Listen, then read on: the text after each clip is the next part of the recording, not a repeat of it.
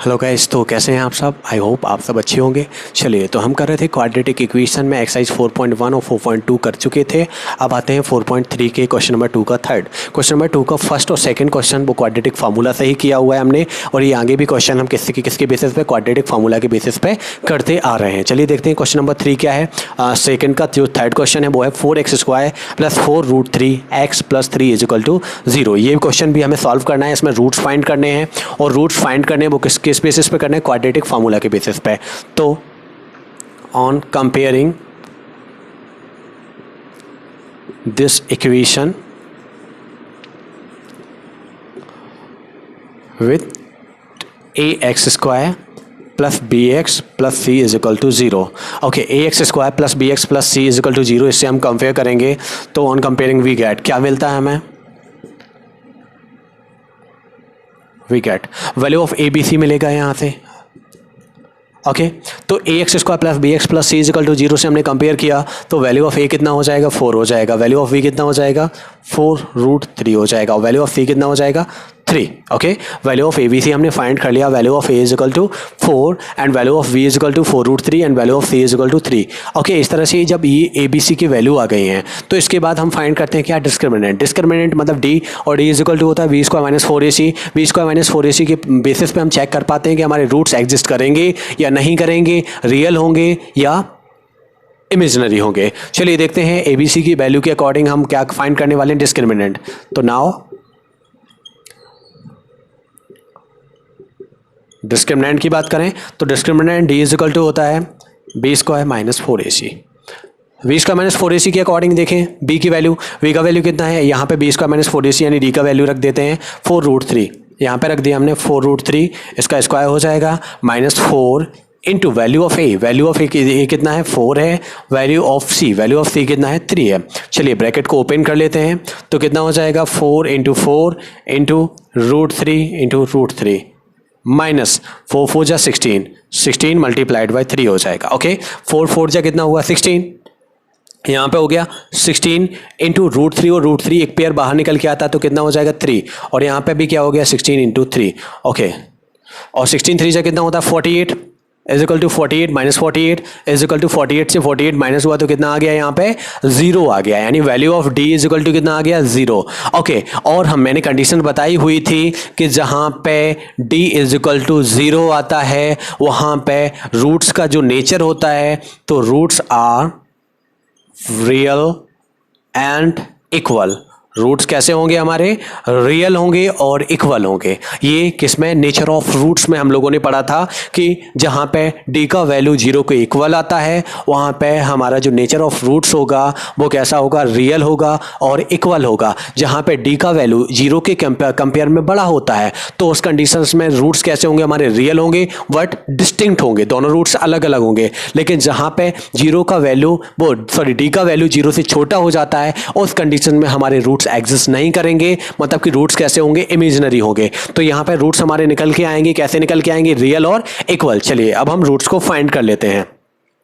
तो अभी तो हमने फाइंड कर लिया डिस्क्रिमिनेंट, तो डिस्क्रिमिनेंट को साइड में लिख लेते हैं। d इज इक्वल टू कितना फाइंड कर लिया, 0।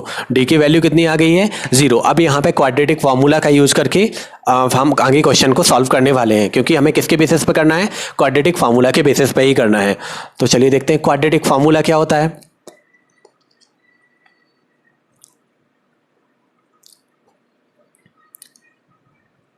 फॉर्मूले ये सभी याद कर लेना आप लोग। चलिए देखें, क्वाड्रेटिक फार्मूला होता है x is equal to minus b plus minus under b² minus 4ac upon 2a। ये होता है क्वाड्रेटिक फार्मूला। और जहाँ पे abc की जो वैल्यूज हैं वो कहाँ से आएंगी, यहाँ पे हमने जो इक्वेशन था ax² plus bx plus c is equal to 0, इससे कंपेयर करने पे जो वैल्यूज फाइंड की थी वैल्यू ऑफ abc की, वो वैल्यूज होगी यहाँ पे। तो x is equal to minus b plus minus under b² minus 4ac। अब यहाँ पे देखेंगे b² minus 4ac minus 4ac is equal to क्या था, d इज इक्वल टू था, d is equal to value of d is equal to 4 v² minus 4ac, और b² minus 4ac की value already हम फाइंड कर चुके हैं, वो कितनी है, 0 है। तो हमें यहाँ इक्वेशन में फिर से दोबारा से इतना सब कुछ सॉल्व करने की जरूरत नहीं है, हम सीधा वैल्यू ऑफ d लिख सकते हैं। यानी कि लिख सकते हैं x is equal to minus b plus minus under root d upon 2a, यानी d is equal to b² minus 4ac। तो हमने d लिख दिया है यहाँ पे सीधा। ओके, अब इसके बाद अब जब हमें फाइंड करना होता है, रूट्स फाइंड करने होते हैं, तो रूट्स फाइंड करने के लिए एक बार हम किस में प्लस के साथ में लेते हैं और एक बार किसके साथ में, माइनस के साथ में ले लेते हैं। तो चलिए, तो सबसे पहले तो हम इसकी वैल्यूज रख लेते हैं। तो हमने x is equal to minus b, okay b minus b, तो जो माइनस बी था मतलब वैल्यू ऑफ v कितनी है यहाँ पे 4√3, तो माइनस कितना हो गया 4√3 हो गया, कितना हो गया माइनस का 4√3। अब आगे देखेंगे plus minus value of d is equal to कितना हो गया 0 हो गया, और upon 2 into value of a, value of a कितना है 4 है, वैल्यू ऑफ a कितना है 4 है, तो 2 और 4 2 जा 8 इस तरह से हो जाएगा। ओके, अब देखेंगे x इज इक्वल टू, आगे नेक्स्ट स्टेप में देखेंगे तो यहाँ पे अब देखेंगे जैसा कि मैंने आपको पहले भी बताया हुआ था कि जहाँ पे d का वैल्यू 0 के इक्वल आ जाता है वहाँ पे रूट्स कैसे हो जाएंगे, हमारे रियल होंगे और इक्वल होंगे। अब यहाँ पे देखो, एक बार हम प्लस में 0 ले लेंगे, सेकंड टाइम हम क्या माइनस में 0 ले लेंगे, तो क्या होगा दोनों की वैल्यू से 0 माइनस होगा तो वैल्यू तो वही रहेगी, यानी कि दोनों कंडीशन में ही हमारे रूट्स कैसे आ जाएंगे, सेम होंगे बिल्कुल। तो हम देखते हैं -4√3। ओके, ये प्लस माइनस सॉल्व करने की जरूरत नहीं है क्योंकि 0 प्लस करेंगे या माइनस करेंगे 0 का 0 ही होना है। डिवाइड बाई 4 2 जा कितना हो जाएगा 8। चलो अभी 4 2 जा 8 नहीं करेंगे, इस कंडीशन में क्या हो रहा है, देखो ये जो होता है यहाँ पे जो नंबर है 4√3 यानी कितना है 4 into √3 divide by 2 into 4 minus, इस तरह से लिखा हुआ है। अब देखें क्या हम 4 से 4 को क्रॉस नहीं कर सकते, बिल्कुल कर सकते हैं। तो यहाँ पे हो गया है हमारा -√3 डिवाइड बाई 2, माइनस का √3 डिवाइड बाई 2। अब फर्स्ट रूट, अब यहाँ पे देखो अगर प्लस माइनस 0 होता भी,